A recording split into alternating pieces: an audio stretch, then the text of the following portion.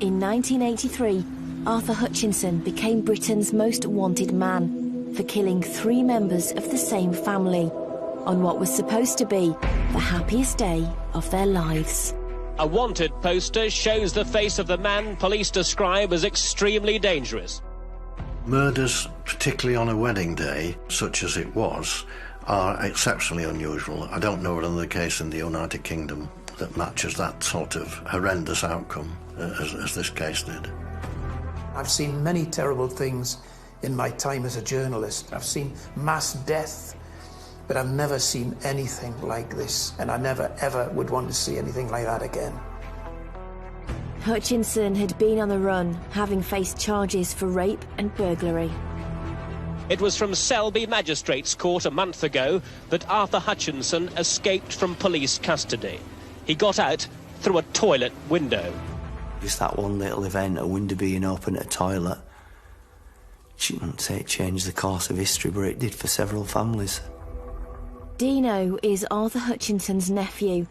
His whole family were considered targets for his serial killer uncle. It was my father that told me that it was Arthur that committed the murders, and it was very shortly after that that the police decided that we had 24/7 police armed protection. We had 2 police in our house with a gun. Hutchinson has a very violent background. He's obviously a very dangerous man at the present time, and he may well still be armed with a weapon. I knew that he was a petty criminal and a burglar and get into fights, but if somebody had said, yeah, and he's going to go on to kill 3 people, I'm going to be one of the most infamous murderers in Britain, I wouldn't have believed them.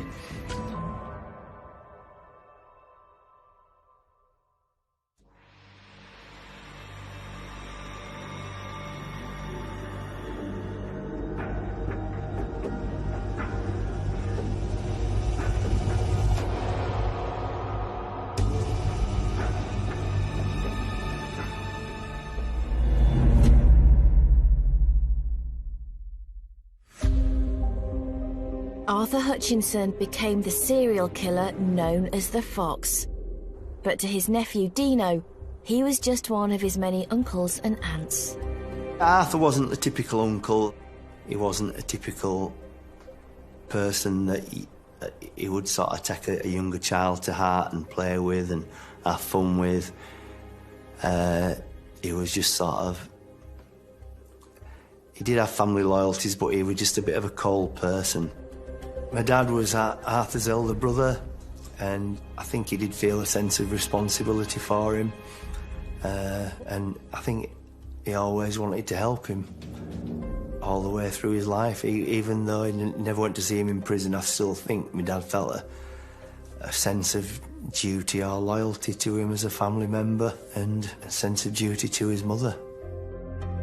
Arthur and Dino Sr. were part of a blended family. They grew up in a tough neighbourhood in the north of England with his half-brothers and sisters.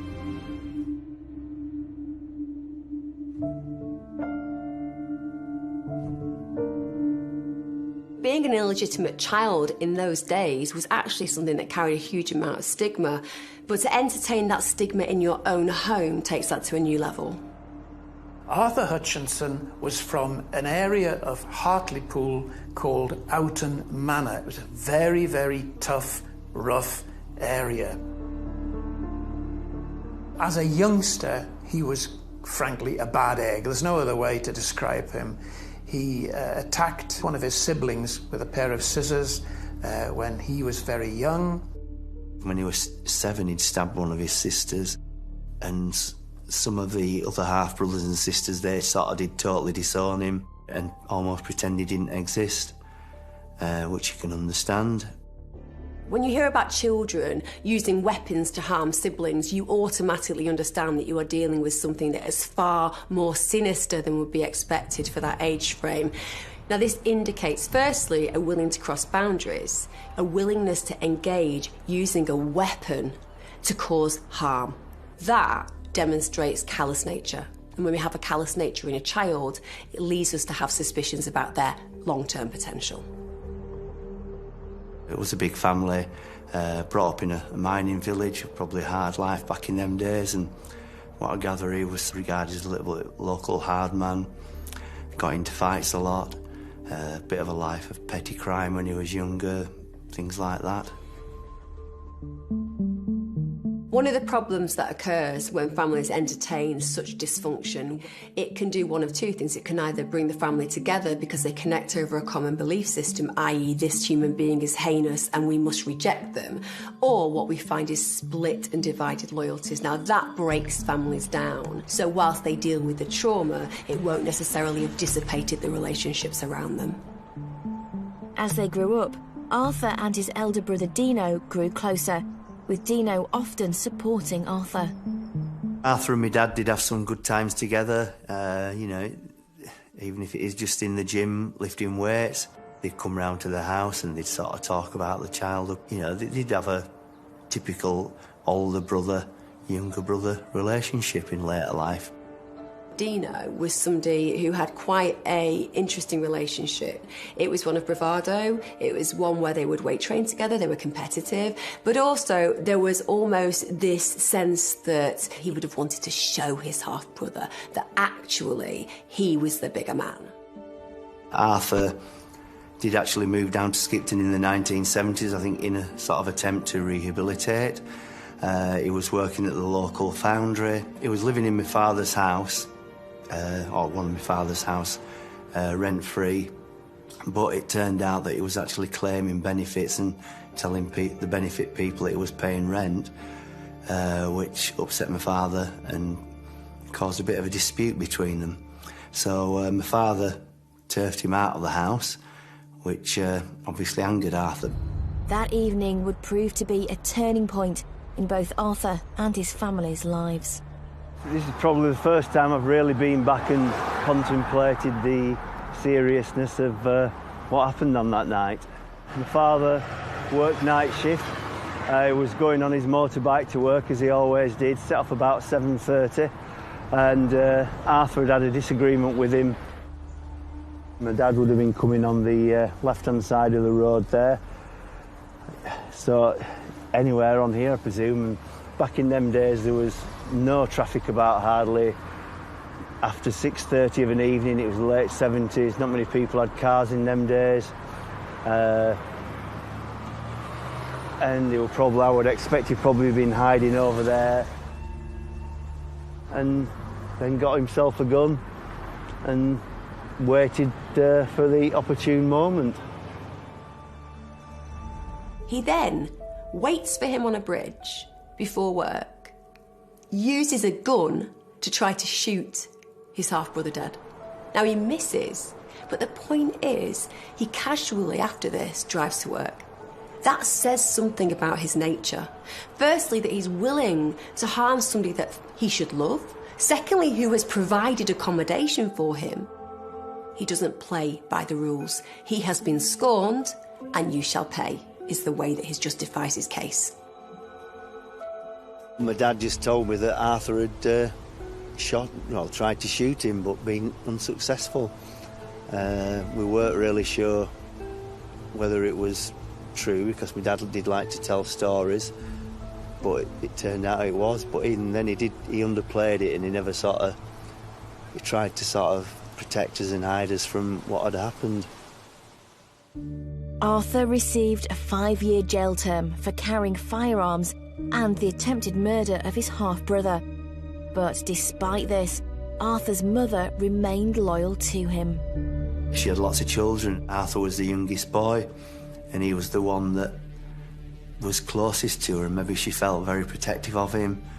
And sometimes you do perhaps believe your children over evidence that's staring you in the face.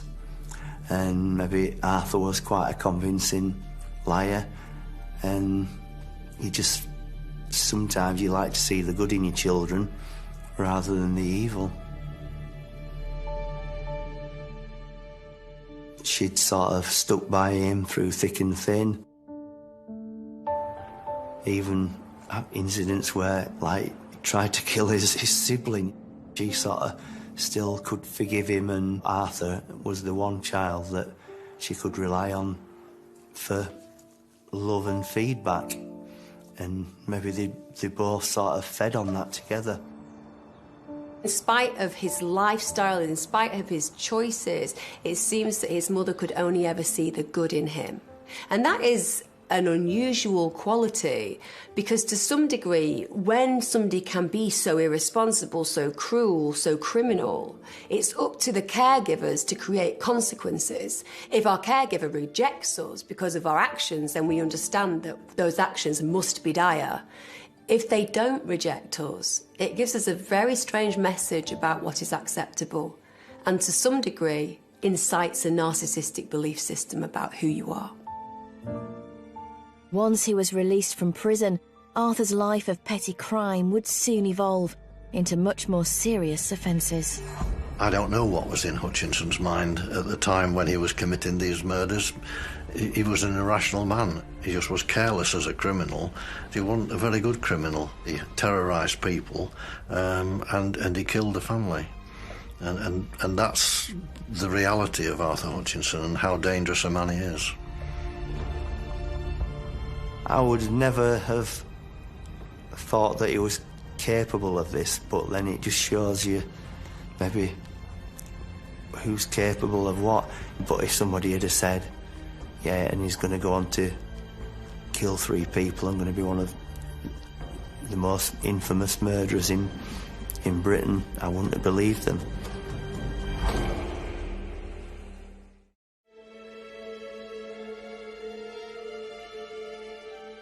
In his youth, Arthur Hutchinson had a reputation for being a hard man and a petty criminal, but his older brother, Dino Sr., had formed a bond that would last despite his crimes.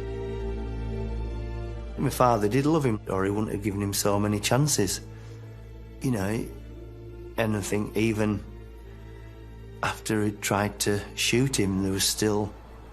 He never got angry about him. He'd never sort of instill in you that he was evil. I think he did try and protect us as children from the things that he was like. To us, he was just this distant uncle, Arthur, who was still a little bit of a black sheep, but, you know, my dad was sort of never saying, oh, he's done this bad, he's done that bad. He just he didn't try and taint our view of him. He sort of just let his your uncle, you form your own view of him by what you see and what he does. Relations between Arthur and his nephew, Dino Jr., were, however, always strained. The Arthur that I met, most of the time he did seem like a normal person.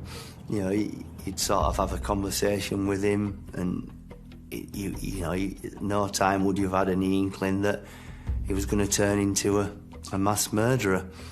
But having said that, there was always an undercurrent of viciousness and anger, and apparently he did have a threshold for anger, and when he lost his temper, he wouldn't want to be on the other end of it.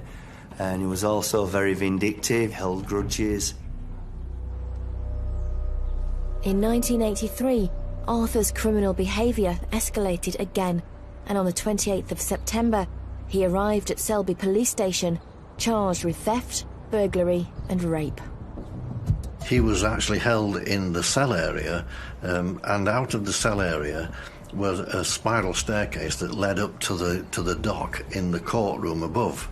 Having been allowed to use the toilet, he went up these stairs, found himself in the dock, came out of that, and the decorators were still decorating, and there was scaffolding all over the place, and he merely crashed through a leaded window, landing on some barbed wire that protected an exercise yard, and he sort of trampolined off that and over into a field at the back of the police station and the courtroom, and he made good his escape. It was quite a dramatic escape.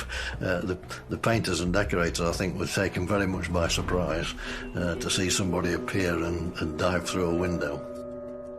The fact he knows that he's going to be facing a custodial sentence, he's willing to firstly put himself at risk by escaping and throwing himself out of a second-floor window. But secondly, the consequences of that action will mean that he is going to serve an even sterner sentence. He doesn't think about consequences. He is impulsive, even if that impulsivity leads to his own downfall. And this does show that there is a lack of connection emotionally with conscience, which makes him dangerous, because if you don't have conscience, and if you don't have consequence, then there's very little holding you to the moral compass. The family was struggling to deal with Arthur's crimes. Now he was on the run from the police. His violent tendencies escalated.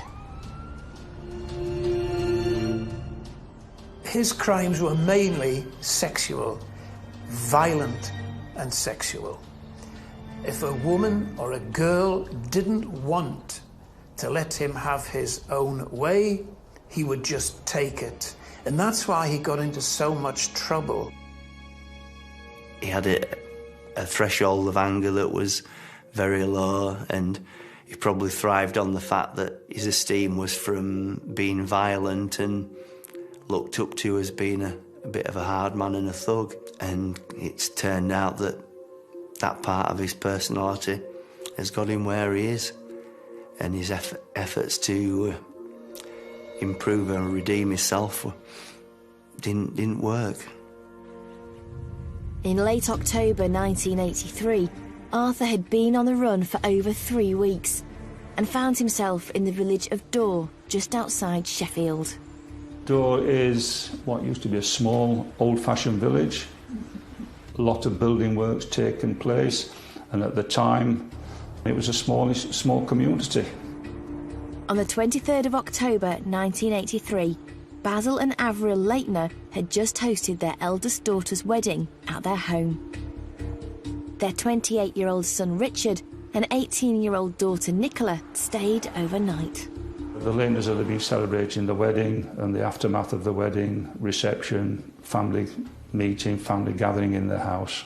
The Leitners' house was a substantial, fairly new build in large grounds. Hutchinson had been watching the wedding from a neighbouring field.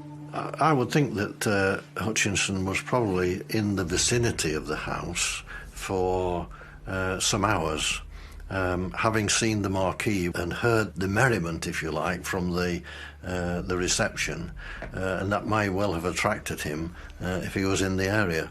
And he would make his way there and probably lie low until to see just how things developed.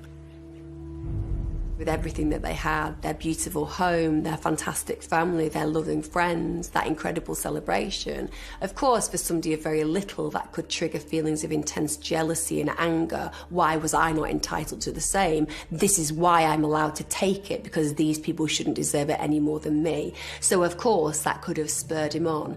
But undoubtedly, the most important part would have been the sadistic knowledge that he was about to ruin something that should have been a beautiful celebration. That night, Arthur broke into the Leitners' house through the patio doors. He may well have looked to find food, because eventually, when he did get into the property, he ate cheese from the fridge and he drank champagne from a champagne bottle. So he was obviously looking to sustain himself primarily, and to steal what he could steal, and Nicola was another attraction. Mr. and Mrs. Leitner, the mother and father, who slept in a room downstairs, and there was then her brother, who was a barrister, who slept in a room upstairs. Next to Nicola's room was really a suite of rooms, and there was a noise, and Mr. Leitner went to investigate what this noise was, and was confronted on the staircase by Hutchinson coming down the stairs, and he was fatally stabbed. Mrs. Leitner went to see what her husband was doing, and she too was fatally stabbed in her room, and the brother was also disturbed by this, and he again was stabbed by Hutchinson at the side of the bed where he was sleeping. When you stab somebody like that, you are looking into their eyes, you are seeing their pain, you are hearing their breathing, and you are seeing their agony. It's about enjoying your work, and he undoubtedly had rage within him, but also he enjoyed his capacity for harm. He then went and raped their daughter, Nicola, who was 18 at the time. She was awakened by Hutchinson, who had a knife to her. He said if she didn't do what he wanted, he would kill her. He dragged her through this blood-stained, blood-spattered house, past the body of her father, the body of her brother, and raped her. Nicola was then made to come down the stairs and then go out into the marquee. And in the marquee, he again raped her and spent the night with her. And she was trapped in the marquee, and she stayed there until the next morning, when she was found by the people who had erected the marquee, who'd come to remove it and found Nicola in this horrendous state, having been savagely raped. He wanted to have time to rape his victim, and consequently he murdered the other family members so that they didn't interrupt him. They were seen as obstacles that need removing. Hearing about the murder, reading it in the press, I was living with my dad at the time, but initially we didn't know it was Arthur, just like there's been some mass murders near Sheffield. It was only a few days afterwards that it came to light that it was my Uncle Arthur.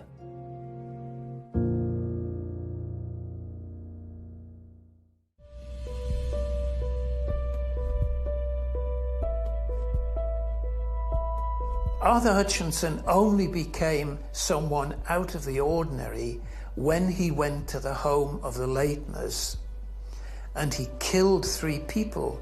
And I don't think anyone to this day knows why he had to kill Mr. and Mrs. Leitner and their son.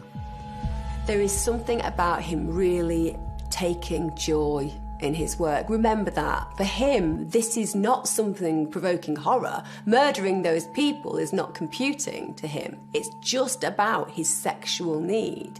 Nicola is his object of satisfaction. And sustaining himself so he can enjoy and satisfy himself further is important, and that's why he drinks and eats. I've no idea why Arthur Hutchinson would leave Nicola alive, other than the fact that he may well have believed that she would eventually come away with him and live with him. It was that was his sort of mentality, that he believed he was able to persuade people to follow him and to want to live with him. It was 24 hours later that we actually identified Arthur Hutchinson as being the perpetrator, because we were able to examine the champagne bottle in the kitchen.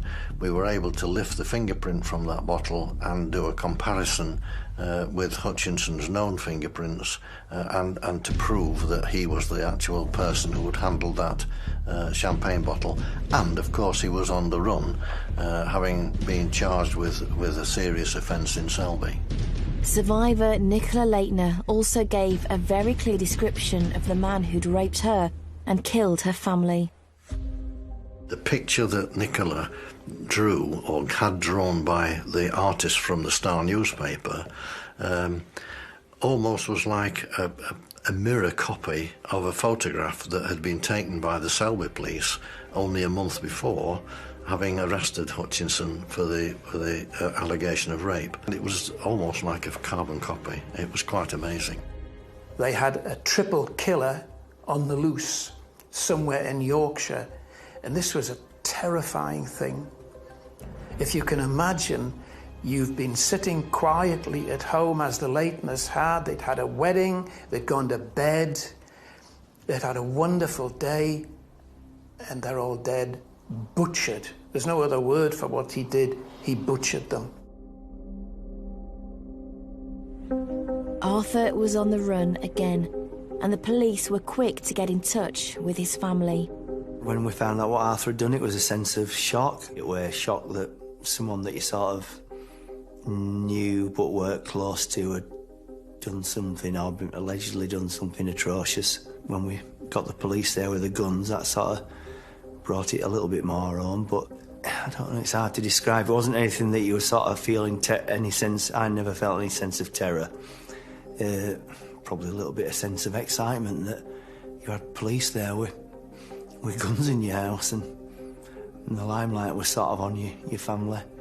It was just, I don't know how to describe it. His half-brother, Dino Reardon, who had been a target for Hutchinson at one stage, and who genuinely believed, and it was a belief the police agreed with, that Hutchinson would try to kill him at some stage. He'd already tried to kill Dino once, and it's my belief that had he come face to face with Dino again, he would definitely have tried to kill Dino. My dad tried to not let on that he was in any fear or we were in any danger. He just sort of tried to make it a bit light-hearted, probably to protect us. I'm sure he would have been quite concerned about it, but, you know, he kept that sort of, not quite a stiff upper lip, but that sort of not showing any fear. My father had 24/7 protection when he was on the run. There was a chance that he might turn up on his doorstep and try and get the ultimate revenge for things that had gone wrong previously. With a dangerous killer on the loose, the police launched a nationwide manhunt. Arthur had sustained a knee injury while he was escaping from the courtroom on some barbed wire, and he left some of this on the sheets at the Leighton house, and the police let out that this wound could be quite gangrenous and dangerous, and it might ultimately lead to his death. This was in the hope that it might sort of motivate Arthur to give himself in and seek some treatment rather than die of gangrene. Hutchinson taunted the police while he was at large, and he was at large for several weeks. During this time, there were families in Yorkshire who would not go out at night. After several weeks on the run, he came to be known as the Fox, which I think he quite liked the idea of.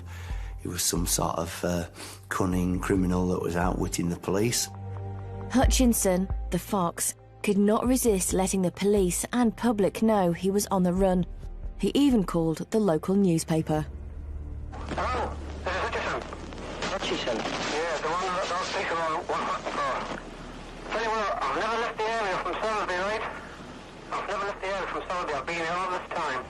This place called Warstop, I don't even know where it is. The only time I've seen was when I'm living rough, like the police have said, the new one's living rough, that's what I'm doing, living rough. Yeah. Stealing out people's back gardens, cabbages and things like that. That's how I'm living. I sleep by day and I travel at night. Are you still there? Yeah, I'm still here, yeah. So what that's been? You know who I am, don't you? Sorry, I can't understand. I'm charged with burglary. Yeah. Right, so now you know who I am, don't you? Yeah. I'm not a hoax. No, right. So I'm not going to give myself up. Every day you were wondering, is this going to be the day when he's caught? Everyone was sure he would be caught. Desperate to catch their man, police received help from an unlikely source, Arthur's mother, Louise. His mother was genuinely a poorly lady. She had a heart condition and she had had hospital treatment, but we engaged with the mother. She was very, very supportive, and we were able to persuade her to allow us to announce that she was being moved to hospital because she'd taken the turn for the worst.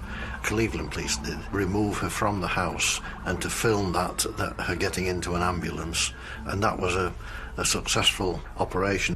We were actually deceiving Arthur Hutchinson into thinking that his mother was in a critical state when she wasn't.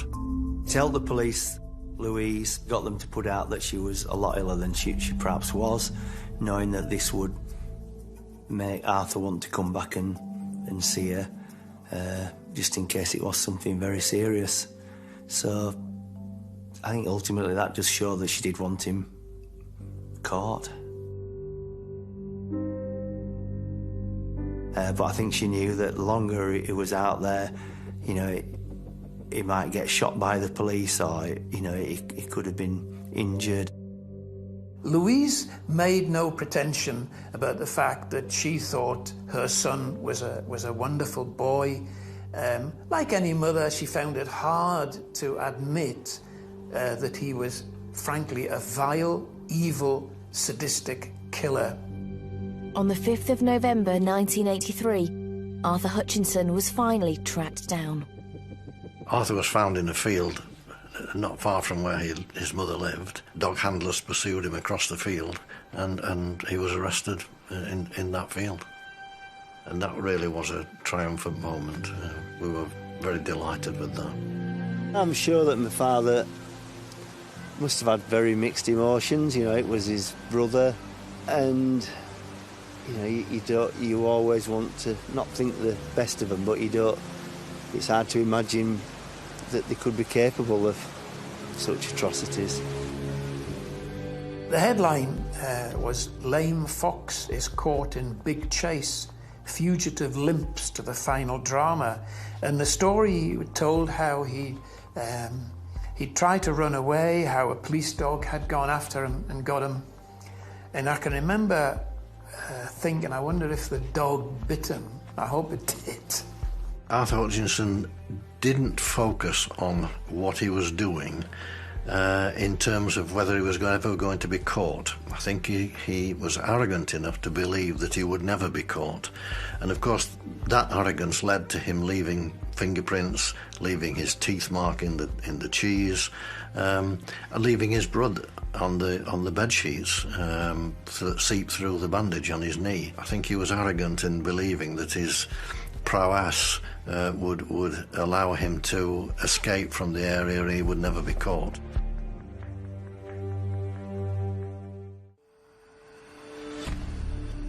In 1984, killer Arthur Hutchinson was finally in custody again, and this time facing murder charges.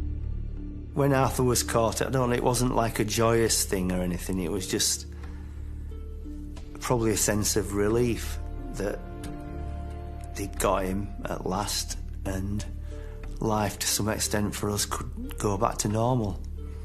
Not 100% normal, but you could resume. You know, you wouldn't have the police there, you wouldn't have the sort of wondering where he was, when he was going to turn up. It was quite a relief, really, because you don't want villains like that roaming around the country where people were vulnerable, and it was good to have him captured, and then the hard work starts of putting the paperwork together and getting the correct conviction.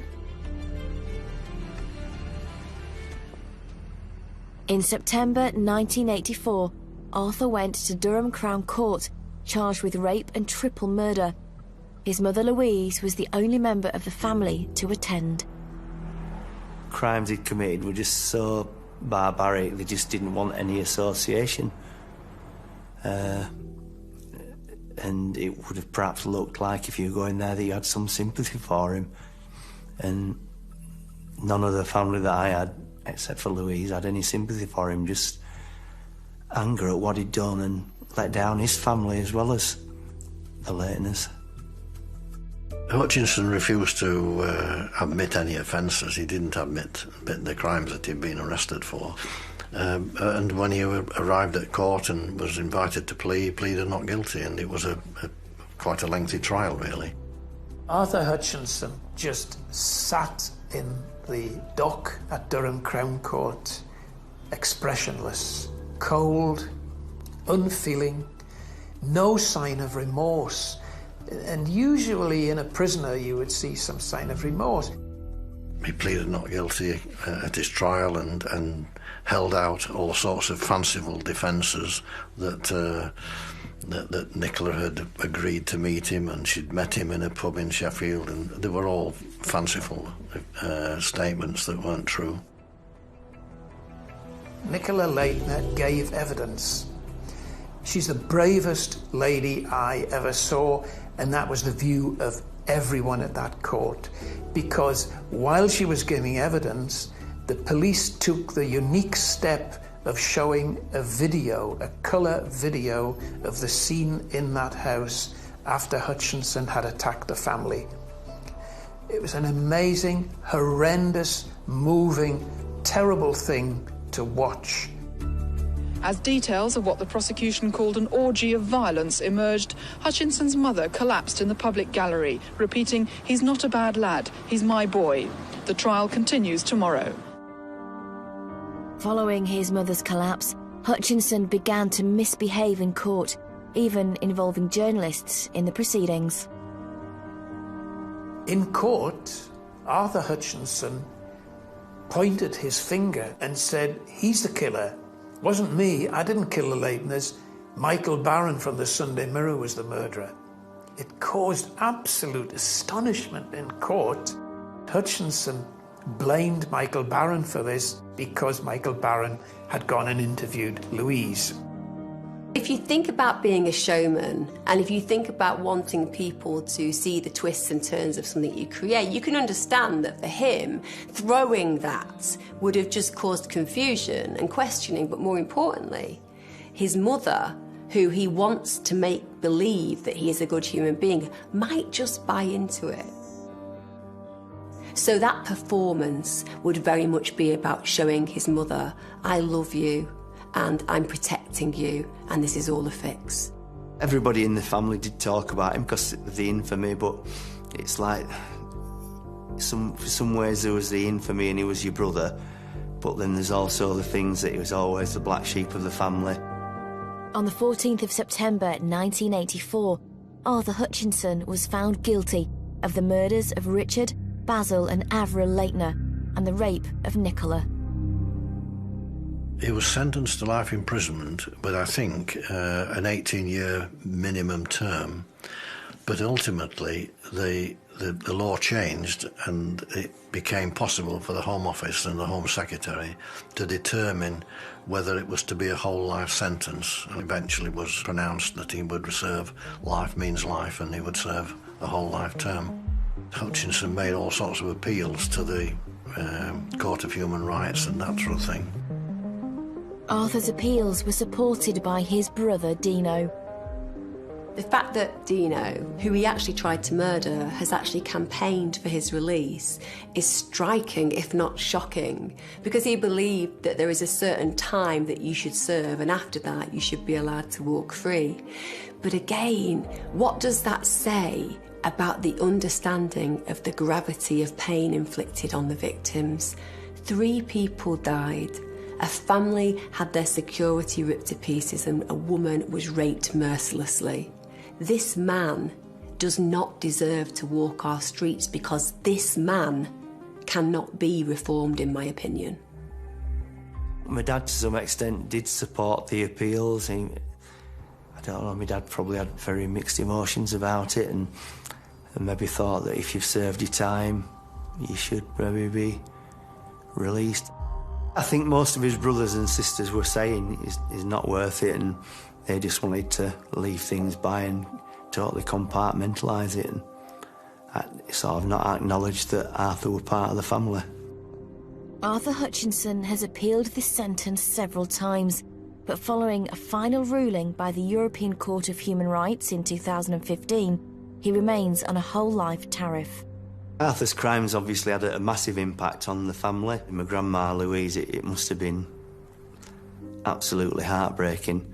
You know, there's this son that she'd loved so much. She'd had a very hard life. She tried to bring him up best she could, and all her other children had turned out fine, respectable people. But there's this last one that couldn't control his anger. I can only imagine if I had a child that turned out like that, it'd just break your heart completely. I think she tried to convince herself that he wasn't guilty because of his protestations, and maybe he did have a good side and she saw that good side. Hutchinson was a real danger to the public. He didn't know the difference between right and wrong, and his mentality was such that he believed that everything was available to him and that nothing could stand in his way. And that type of individual is very, very dangerous. And Hutchinson did bring with him that very real danger. And I would guess, even at the age that he is today, that he still would be a danger to the public if he was released. Despite not having seen his uncle since his imprisonment, Dino Jr. is still living with the impact of his uncle's horrendous crimes. We're skiing, I think it was in Val d'Isère, and we're staying in a chalet. And we've been skiing with these people that said they were from Sheffield, but then as you got to know them after a couple of days, they mentioned they were from Dore, which didn't ring a bell initially, but then they says, oh, you might know our town. There was a family that was massacred a few years previous. And I'm like, oh my God, what do I say here? And my friends knew my situation, and they were a bit taken aback, and I think the people from Dore obviously recognised there was something going on, so I had to sort of own it and said, yeah, well, it was my half-uncle. And they went on to explain how massive a thing it was in their small community. For his own selfish needs, you know, to survival, he was willing to commit murder. And, you know, the families there are still living with that. And, you know, whatever I feel, it's absolutely inconsequential to how it's affected that family.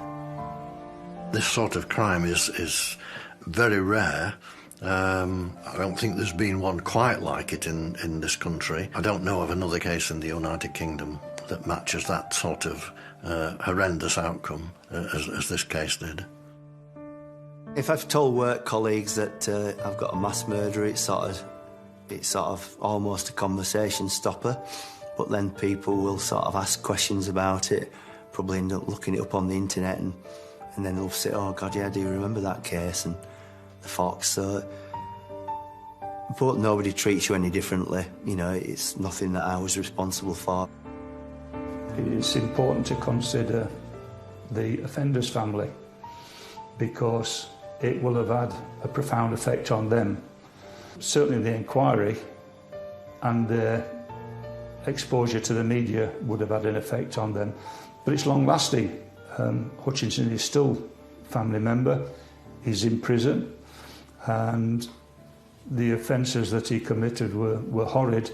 They're bound to have effect on the family, so you really do concern yourself for the family's well-being as well. I think that the problem is he's never admitted to the murders. I don't even know how you describe it, not even forgiveness. Perhaps now will be a good time for him to have a good think to himself and just tell the truth about the whole story. I think Arthur, to our family, is somebody that would half like to think had never existed and half like to forget, but we can't do. And he's just gone from being a petty criminal to being a murderer, and it's just a tragedy.